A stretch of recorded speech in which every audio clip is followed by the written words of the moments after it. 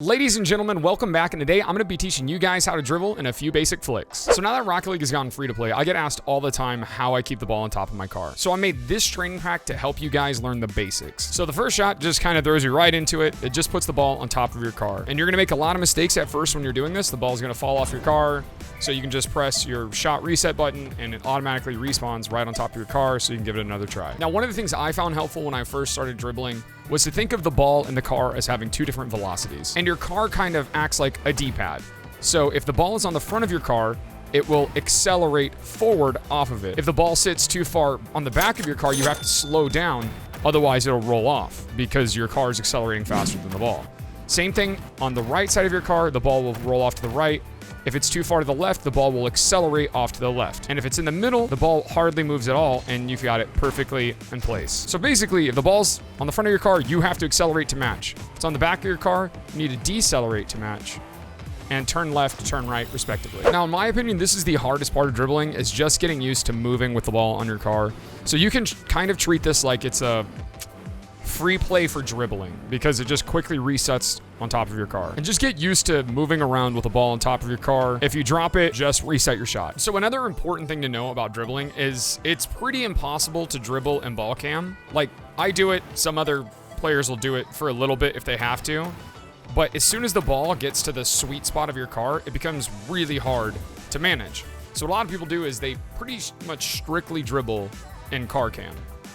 Like, oh, this is nice.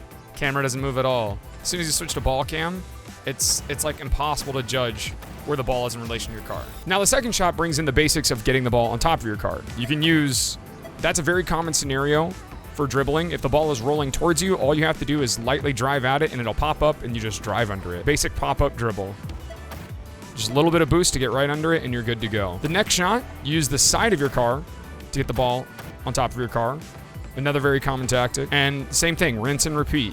This is going to be really hard for you guys at first. Just get used to it landing right on the top, the sweet spot, if you will, where the ball and the car have about the same velocity. Yeet. Dribble god, dude. So good. The next shot's very similar. They just pop up dribbles, but you're facing the wrong direction, so you have to get used to cornering with the ball. And that's where you really have to get used to turning.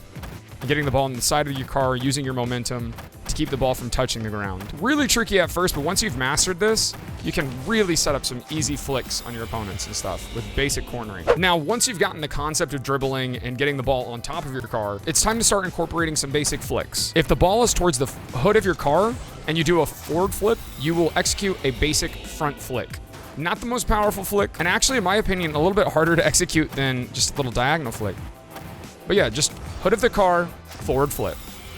That is your fast front flick. If you've got the ball on the back of your car and you do a back flip, you will pop the ball up. I use it a lot in hoops if I want to get the ball vertical for my teammate to dunk it down. But it is a super handy tool to know, because if you're about to get challenged by somebody, you can back flick to keep the ball out of their possession. So it's important to note that if you are going supersonic, it's going to be harder to flick, because if the ball is going faster than you and you're going supersonic, you're not going to be able to flick, because you're going to be unable to catch up to the ball to get that extra oomph of power behind it. Another basic flick that doesn't require any air rolling is a diagonal flick, which is basically a front flick, but instead you move your analog stick slightly to the forward right position or forward left position.